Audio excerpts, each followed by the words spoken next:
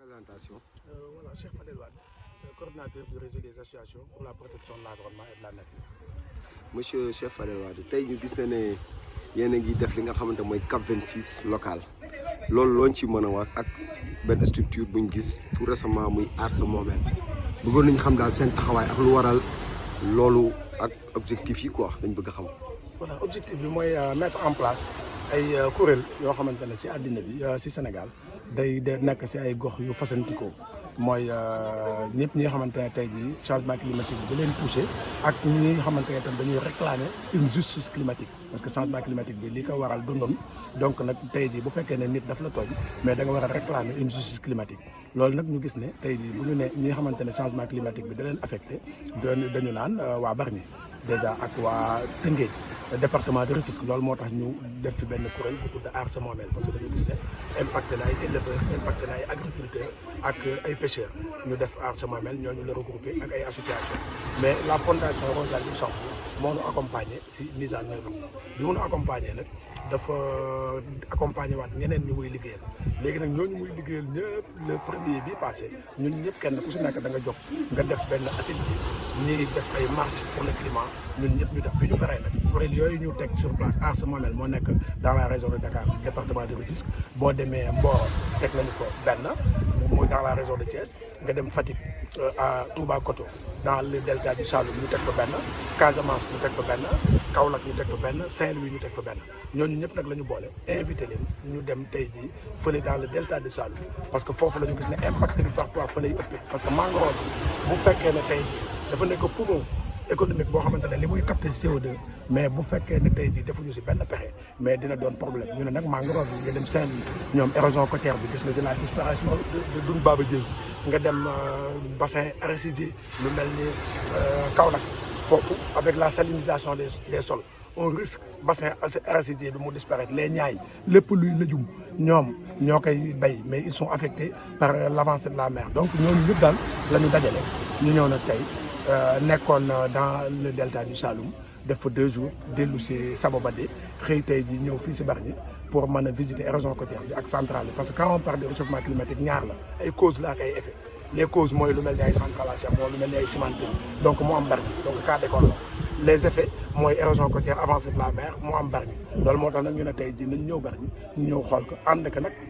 ak la fondation Rosa Luxembourg bi nga xamante ne lii moom moo ko facilité parce que moo nu may bu ñu paree nag dañuy delluwaat Sababadé def résolution après xool def ay recommandations yoo xamante ne dina jëm si autorités yi dina jëm si ONG yi dina jëm si fondation bi même donc loolu moo ñu fi dajale tey.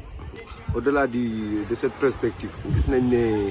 COP yi ça se passe au niveau international ren mu mel ni da ngeen def innovation ngeen def COP local du 31 au 12 novembre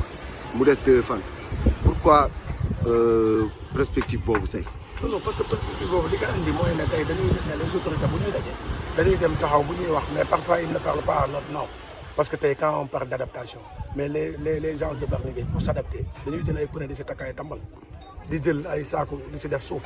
alors qu'il y a des fonds d'adaptation il y a des fonds verts mais loolu kan lañ koy jox ñu xam ne pendant des années Bargny mosuñu si bénéficier wu ñu ne bon nañu def ay COP avec les jeunes yi nga xamante ne tey jii ñu ngi si xarale yu yees yi tey mën nañ ko jàllale sur Facebook Twitter ak yëpp yi xam ne ay xarale la ba mu mën a yegg moo tax tey ñu innové yàgg nañu def saa ay COP mais bu ren bi innovation de taille bi ñu si def mooy dajale ñëpp ñi nga xamante ne dañu nekk ay communauté vulnérable ñu daje yëkkatindoo dóorandoo parce que fi mu nekk nii benn solution rek la ñu am on s'adapte ou on disparaît léegi nag mais duñu toog ba léegi kii nii il faut en parler il faut faire des plaidoyers il faut faire des sensibilisations donc si loolu la ñu nekk.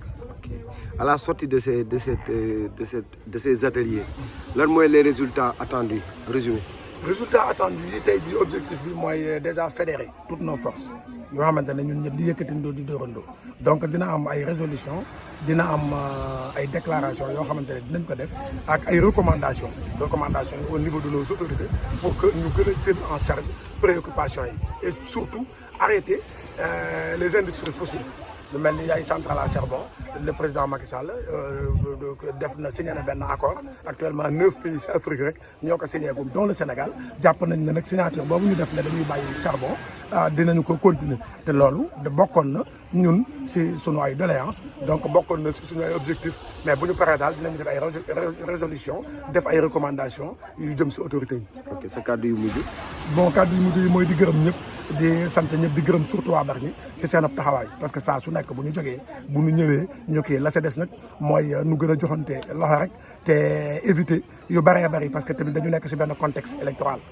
ñu ngi jëm ay élections donc Bargny te élections yi bëri na di ci noonoo te jaru ko ñun lii sunu combat du lii sunu combat mooy centrale à charbon sunu combat mooy érosion côtière sunu combat mooy Toshayli bi sunu combat mooy le port ñu jox ñu sunu ay droits mais du nun entre nun ay mbokk lañu noo bokk lépp noo bokk benn programme noo bokk lenn lu ñuy metti noo bokk lenn lu ñuy xeex bon dafa fekk ne nag jiitu comme que dafay am te kenn ku si nekk bëgg naa jiitu nañ ko defee si fair play ku jiitu ñëpp xam ne kooku moo jiitu ñun ñëpp ñoo ànd liggéey te Bargny rek jëm si kanam parce que Bargny moo gën a important lii si des lépp. Merci. Bonjour monsieur. Bonjour. Est-ce que vous pouvez vous présenter? Oui, je suis Naounou Daliba, chargé du programme de justice climatique à JVE Côte d'Ivoire et responsable de la justice sociale. Vous nous venez de la Côte d'Ivoire. Oui. Aujourd'hui, vous avez assisté à la COP 26 locale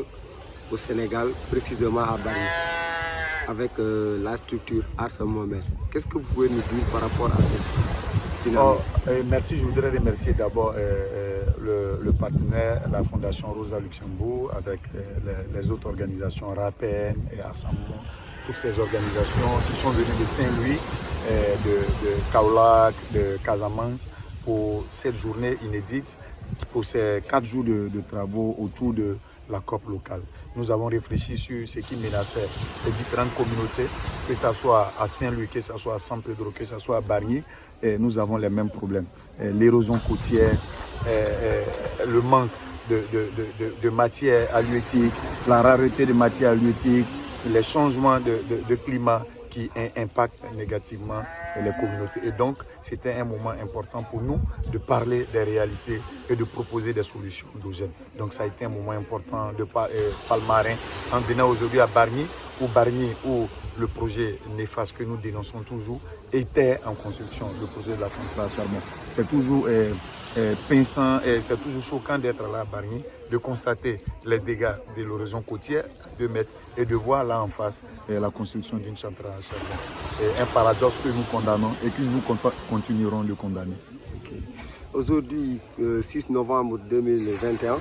coïncide avec la journée de la préservation de l'environnement. Par rapport à cette journée, qu'est-ce que vous pouvez nous dire? Et vous voyez, cette coïncidence est en même temps salutaire parce qu'au moment où nous parlons de la journée mondiale de l'environnement, il y a la COP 26 qui se tient à Glasgow pour parler des effets néfastes des changements climatiques. Vous voyez, c'est l'environnement, tout ça. L'air, la terre, les eaux, tout est pollué aujourd'hui. Et cette pollution ne permet pas une bonne vie sur Terre. Et donc, cette journée internationale et mondiale de l'environnement est une occasion pour nous d'appeler à la prise de conscience collective. Aujourd'hui, ceux qui détruisent ne vivent pas des dégâts de leur méfait. Donc nous demandons à ce qu'il y ait une prise de conscience au plan international de telle sorte à endiguer les conséquences